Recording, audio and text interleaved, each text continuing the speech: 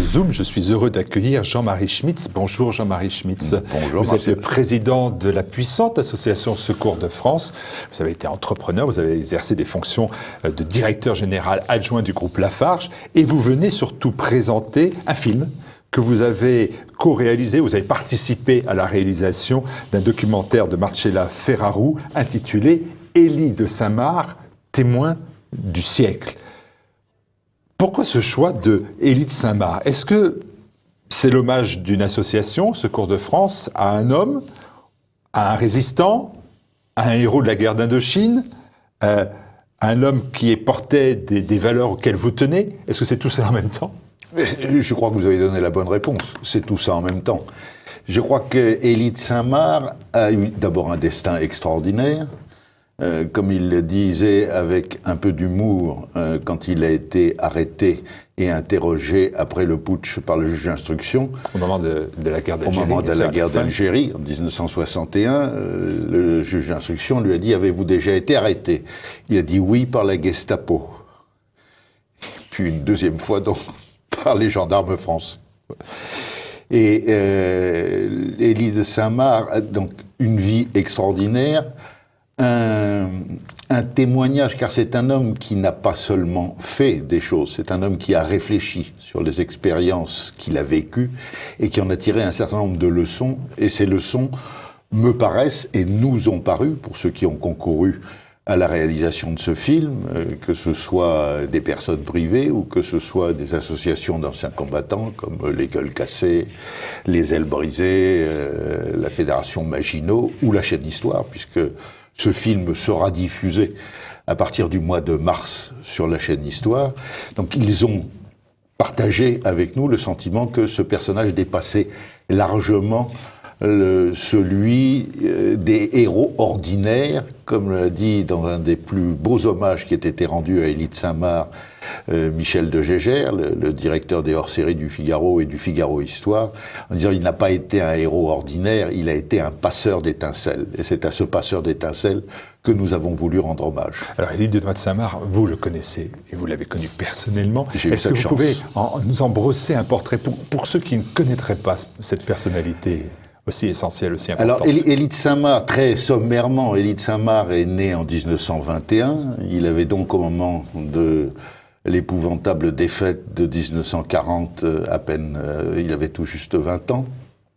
Et dans le collège où il était, le supérieur du collège lui a fait rencontrer un homme, le colonel Arnoux, qui était dans la résistance et qui lui a demandé s'il accepterait de faire passer en Espagne un certain nombre de résistants qui étaient poursuivis par la Gestapo.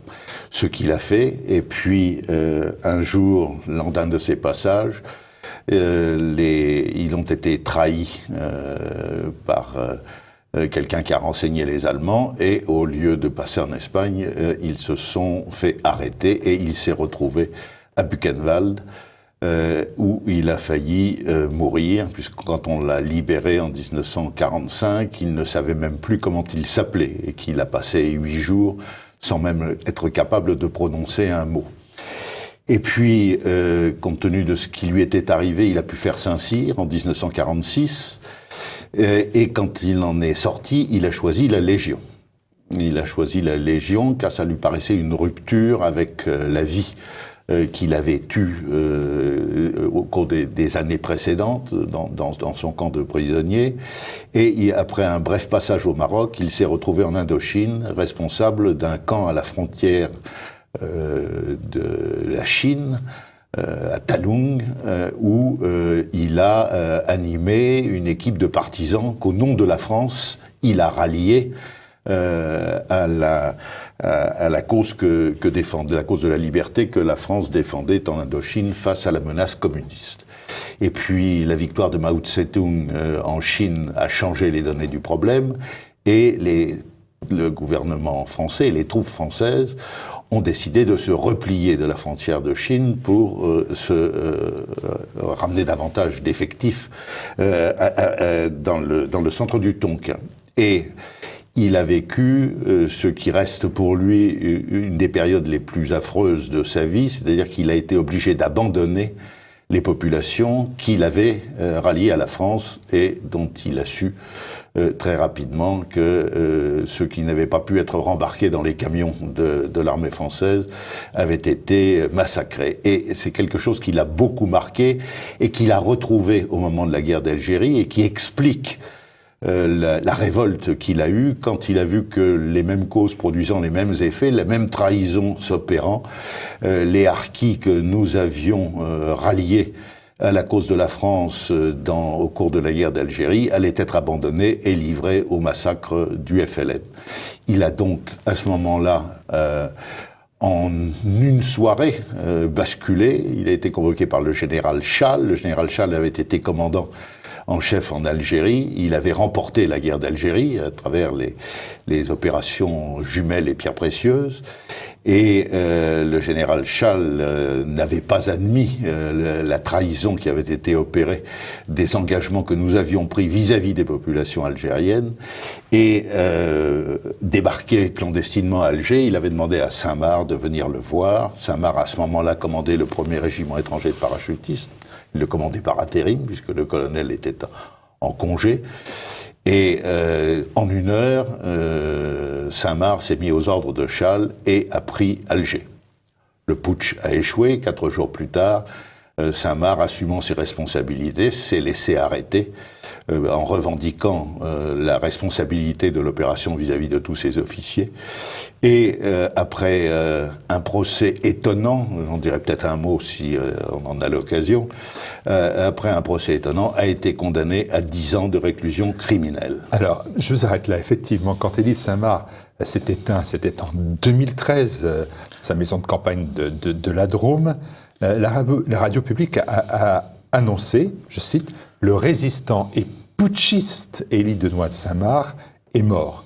Alors, en dehors de l'aspect irrévérencieux de France Info, mais on a beaucoup reproché à Denoy de Saint-Marc sa participation à ce putsch manqué d'avril 61, et puis bien sûr sa condamnation, vous venez de le rappeler, à 10 ans de détention. Est-ce que vous considérez, vous, que dans le cheminement d'Élie Denoy de Saint-Marc, ce temps-là représente une erreur, une ombre, une trahison, ou la continuité de ce qu'il incarnait, c'est-à-dire le respect de la parole donnée et des engagements.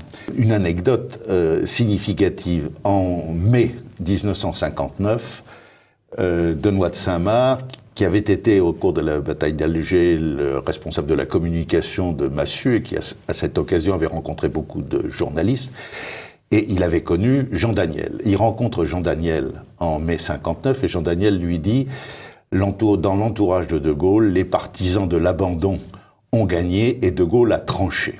Et Saint-Marc lui répond: si c'est vrai, il est impératif que le général explique la chose au chef militaire, car aujourd'hui nous nous battons pour l'intégration.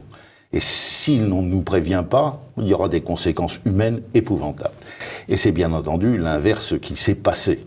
C'est-à-dire que pendant 2 ans, il y a eu une succession d'habiletés, de mensonges, qui ont maintenu l'armée et tous ceux qui étaient engagés derrière elle dans l'idée que l'objectif était de faire une Algérie française nouvelle et fraternelle, comme le disait Saint-Marc, où toutes les communautés auraient pu vivre en paix. Et dans le même temps, il faut se rappeler quand même que quand De Gaulle est venu pour la première fois à Alger en juin 1958, il a prononcé ces propos. La France, qu'il incarnait, considère qu'il n'y a en Algérie qu'une seule catégorie d'habitants, des Français à part entière avec les mêmes droits et les mêmes devoirs.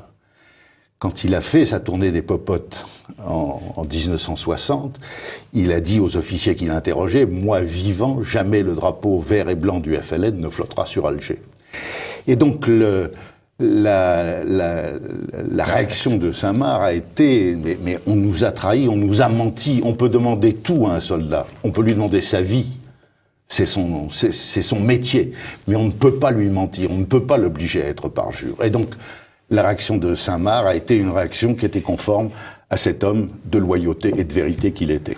Ce procès, 10 ans de réclusion, est-ce que déjà il a fait ses 10 ans? Deuxièmement, pourquoi le réhabiliter dans ses droits en 1978, s'il était coupable? Alors le procès, il y a eu quelque chose d'étonnant, c'est que l'avocat général, qui s'appelait l'avocat général Reliquet, a été convoqué par M. Michelet, qui était ministre de la Justice, et par M. Messmer, qui était ministre des Armées, pour lui donner des réquisitions écrites pour demander une peine exemplaire de 20 ans de réclusion criminelle. Et le procureur général, l'avocat général Reliquet, a, comme c'était son devoir, déposé devant le tribunal les réquisitions écrites qui lui étaient demandées. Et puis il a dit, la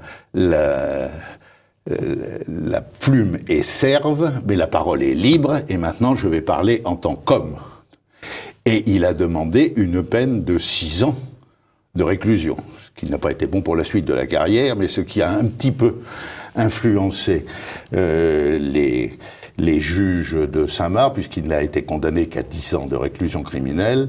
Et à la suite de ce procès, l'un des membres du tribunal, le général Ingold, qui était le grand chancelier de l'ordre de la Libération, écœuré par ce procès, a démissionné.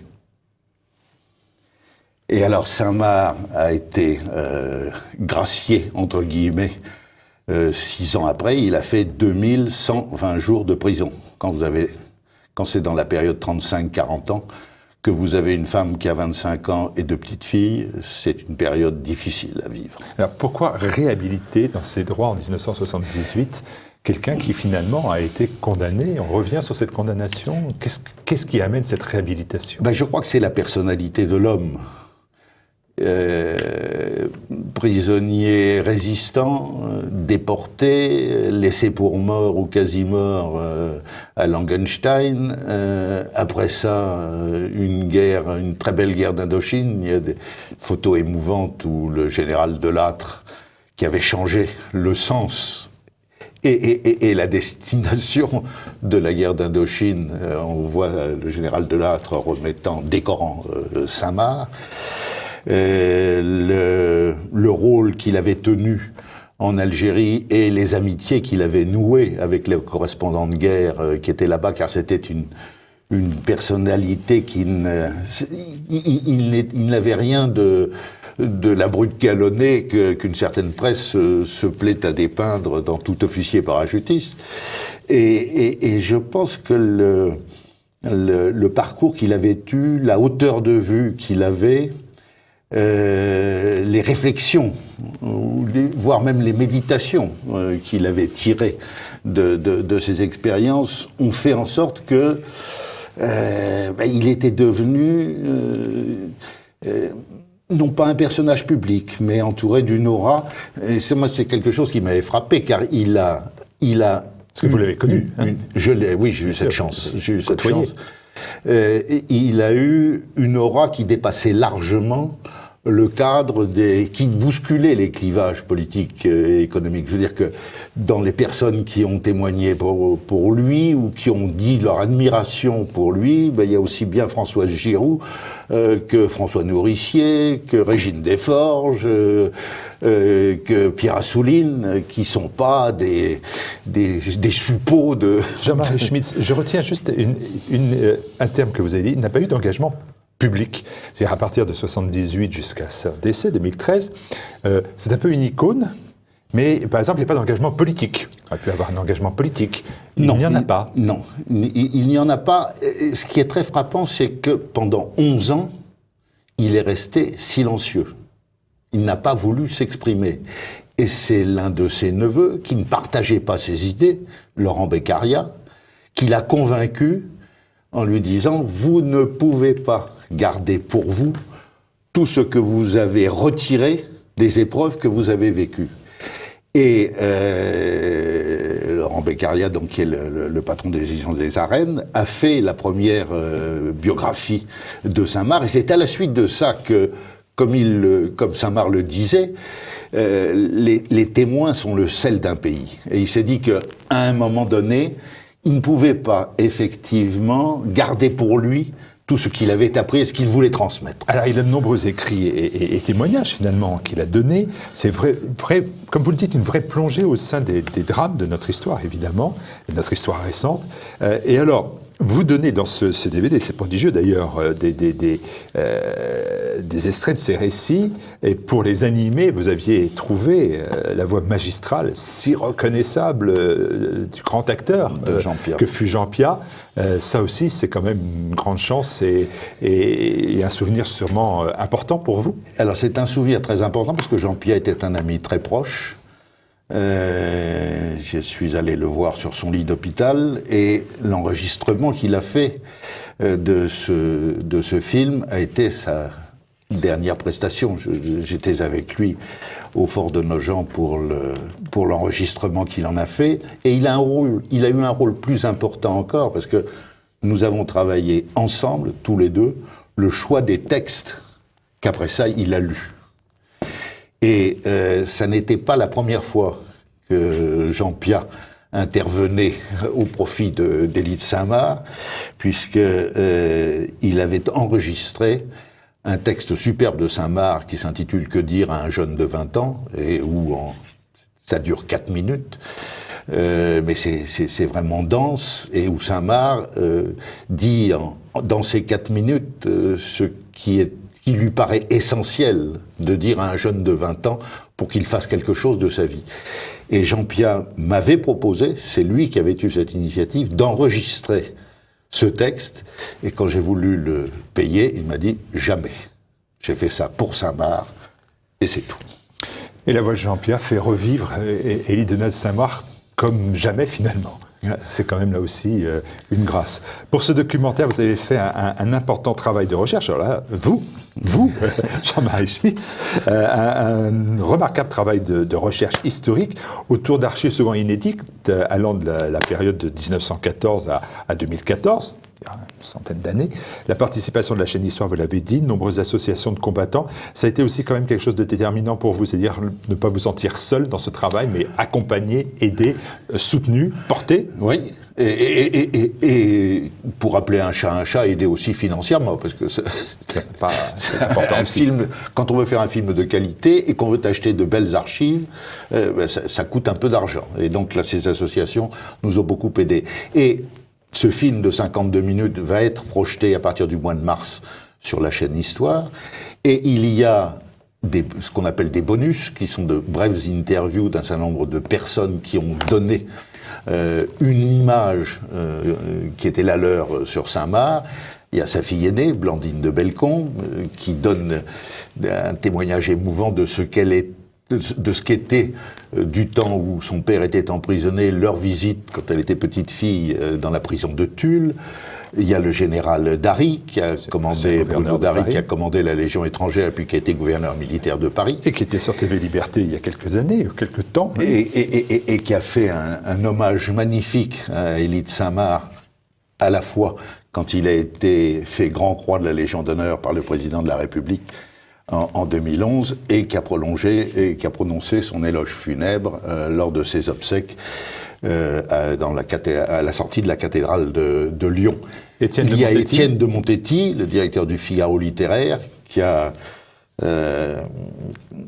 donne un très beau témoignage et une très belle illustration de ce que Saint-Marc, justement, dépasse largement le cadre habituel de l'officier de tradition et a touché un public beaucoup plus important.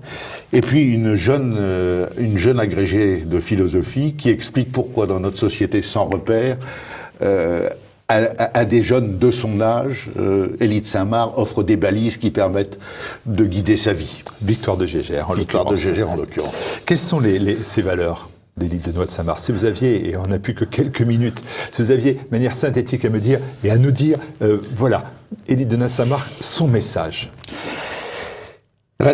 Je vous répondrai avec un mot et 2 ou 3 citations de lui. Un mot, c'est le courage, parce que je crois que c'était la vertu. Il disait le courage parce que c'est la vertu qui englobe toutes les autres.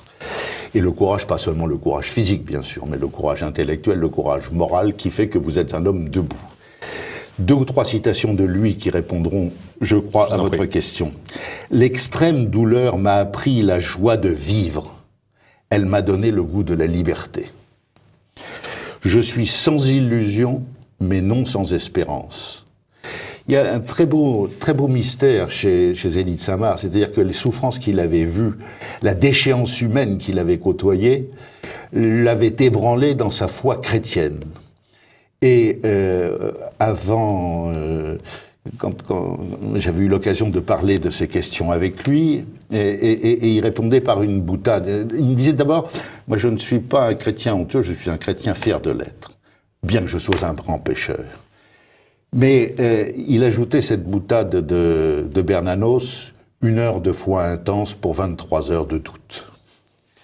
Et quand, dans la semaine qui a précédé son décès, il a eu à 3 reprises la longue visite de Don Louis-Marie, le père abbé du Barou, qui a d'ailleurs célébré, le samedi qui a suivi son enterrement à Lyon, la messe d'inhumation dans le petit village de la Drôme provençale où il habitait, la gare d'Adhémar.